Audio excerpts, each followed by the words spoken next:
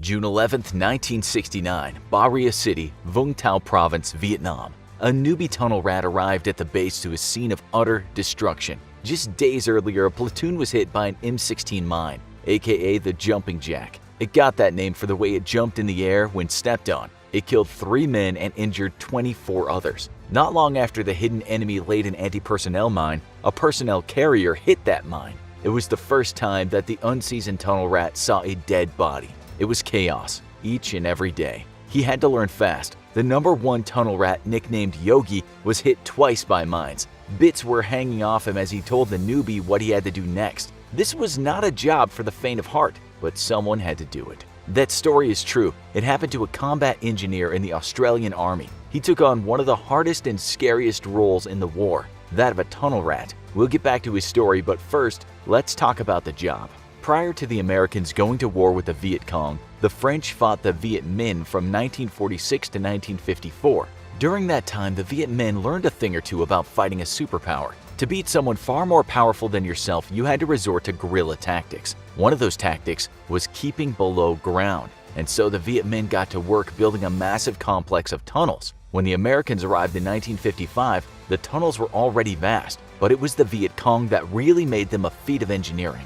During the Vietnam War, or the American War to the Vietnamese, the Viet Cong used those tunnels for all kinds of things. While the opening to the tunnels was small, they might lead to a complex system of tunnels that would lead to large underground spaces. It was within these spaces that the Viet Cong would hide, eat, sleep, and machinate attacks on their enemy. The tunnels served as headquarters, hospitals, barracks, and storage facilities. Since they had ventilation systems, it was possible to stay down there for a prolonged period of time. So we're not so much talking about men burrowing like rabbits, but men living in a subterranean world.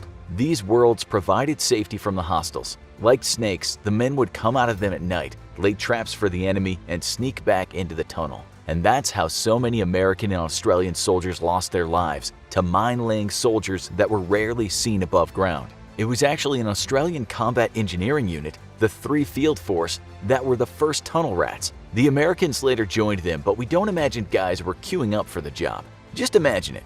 They find the entrance but have no idea where the tunnel will lead or who they will encounter down there. That wasn't the only threat of humans to worry about, too. Vietnam is in the tropics, and the tropics are home to all kinds of dangerous creatures. Have you ever seen a Vietnamese giant centipede? Those fast-moving, prehistoric-looking creatures deliver one of the most painful insect bites known to man. And guess what? They too like to hide in tunnels. Then there were the snakes, the highly venomous and deadly banded krait, the malignant pit viper, the king cobra, and a whole host of other badass snakes that can spoil a person's day. The soldiers had to deal with ants' nests, annoying bats, rats carrying the bubonic plague, as well as spiders that weren't generally a threat to life, but could make life painful. So you can imagine that going into one of those tunnels was about as frightening as getting into Ted Bundy's Volkswagen Beetle, but they had to do it, lest more men get blown to bits by these damned jumping jack mines. If the men can infiltrate the tunnels, they might not only kill a few of the enemy, but they would usually come across a stash of mines, grenades, and guns.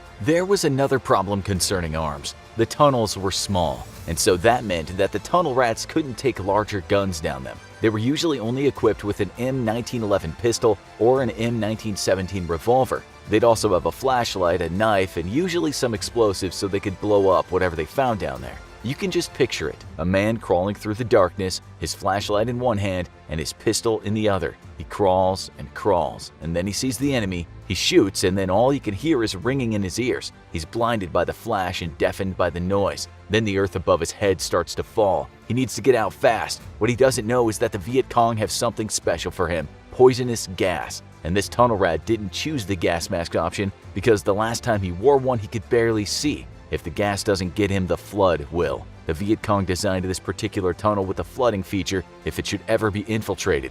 Other times, the tunnel might just collapse, which wasn't a design feature but a case of poor construction. You'd have to be crazy to do this job. You also had to be short. Imagine a hulk of a man with quite the belly trying to navigate around a tunnel. Soldiers that were picked for the job were usually not taller than 165 centimeters. It was the same years later when the US Marine Corps and British Royal Marines fought in the Afghanistan War. Yeah, tunnel rats weren't only a thing in Vietnam. But let's stay with Vietnam for now and go back to the Australian soldier. He was trained at the Australian Army's School of Military Engineering. He actually thought that this line of study would mean he'd be facing less combat and doing more engineering. He was wrong. He was being trained to become a tunnel rat. That meant learning about things such as mine detection, disarming booby traps, safely blowing stuff up, and learning how to get through tunnels. When he arrived in Vietnam, he walked into chaos. As we said, one of the first things he saw was the aftermath of a soldier stepping on a jumping jack mine. 3 bodies were outfitted with body bags, and after that, 24 men were wounded. He said those M16 mines were everywhere, and it was part of his job to find them. What the Viet Cong did was store them in the tunnels and then lay them at night. So each day was a new day, and there was always a possibility of new mines lying around. That's why the tunnel rat had such an important job. Find where the mines were stored and blow up the tunnel, and then no more mines. When he started the job, he worked as a tunnel rat number 2. He worked in a pair with tunnel rat number 1, and when 6 months was up, he became number 1, and he was joined by a newbie. He hadn't been a number 2 for long when he heard that a number 1 tunnel rat named Yogi had stood on a mine. Yogi was alive, but as you can imagine, he wasn't looking too well. In fact, only 3 Australians that stood on mines made it back home with their legs and lives intact. Yogi was one of them.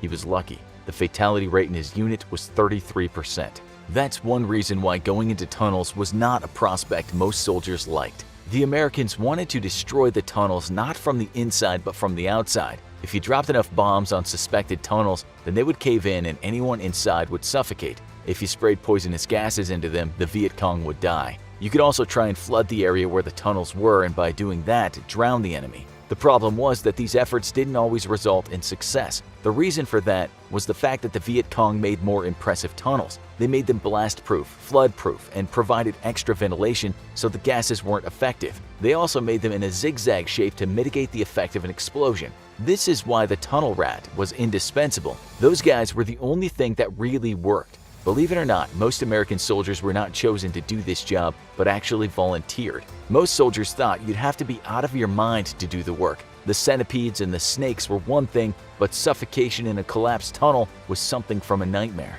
So why did they volunteer? One soldier back then said it was sometimes a macho thing. Soldiers did it to show others just how tough they were. He said that many tunnel rats had had problematic lives back home in the US, so they wanted to show that they could be useful. And useful they were, as well as brave. One tunnel rat named C.W. Bowman said that his fellow soldiers thought he was a maniac doing the job. He said they took bets each time he went into a tunnel, and some men betted that he would die. Some men almost did, and this would become a weakness for the US military. We'll get around to that soon. Let's first take you through a mission. You shoot first and ask questions later.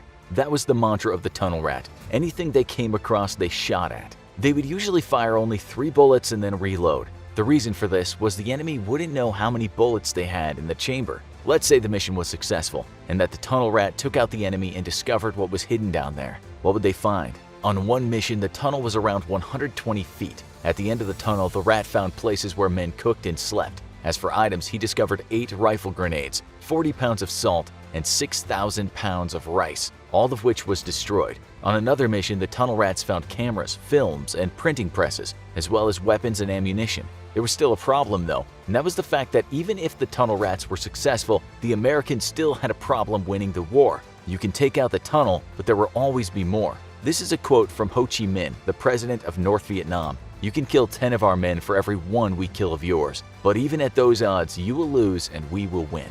Take for instance the use of booby traps, horrific things that killed around 11% of American soldiers during the war. Sometimes the Viet Cong would put a punji stake trap in a larger part of the tunnel. These were holes filled with sharpened bamboo that would be covered with branches and leaves. When a soldier stood on the trap, the spikes would impale him, and worse, the spikes might have been daubed with poison or feces. The soldier would then scream out, but he wouldn't die. This was the point, because the Viet Cong wanted more men to go down into the tunnel. Not only were there often more traps down there, but even if there weren't, pulling an injured man off sharp sticks and dragging him out through the tunnel was very time-consuming. The Viet Cong would later say that the Americans spent so much time and energy rescuing their injured comrades that they had lots of time to regroup and plan what they were going to do next. The sheer horror of these traps were also very bad for morale. This is what Ho Chi Minh was referring to when he said the Americans would not be victorious. He was right too. There were other kinds of traps. A tunnel rat might have hit a tripwire while crawling, and then the tunnel would have collapsed on him.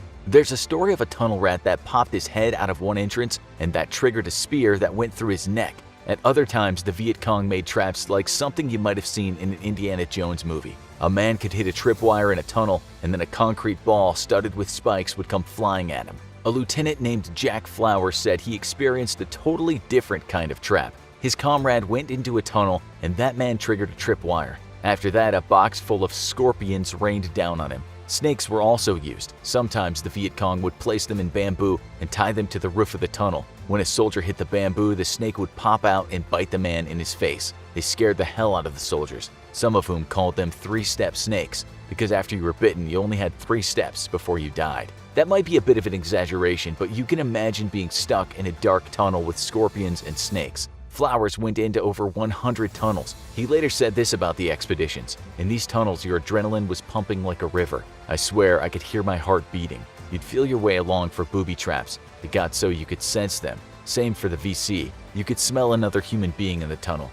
You knew he was waiting for you in the dark." All of these horrors that the Viet Cong created instilled so much fear in the men that volunteering to be a tunnel rat wasn't exactly on every soldier's mind. But someone had to do it. They had to do it for the team, so to speak. This is what one American said about hiding in tunnels: "We often wondered how things happened in the night, and we never saw what was going on. Guys getting their throats cut. Nobody ever knew where these guys were coming from. They had to go down every tunnel they could find, otherwise strange things happened during the night. It created tremendous psychological stress not knowing where the enemy was, so sending down tunnel rats was some peace of mind." There were successful tunnel campaigns, such as Operation Crimp and Operation Cedar Falls, but in the end, the Viet Cong proved to be more resilient. While the American soldiers were literally having nervous breakdowns going into the tunnels, the Vietnamese soldiers were at home in them. If the tunnels were destroyed, they just built more of them. The Americans had the task of Sisyphus, pushing the giant rock up a slope for eternity. As for the fate of the tunnel rats, there isn't any data on how many of them died,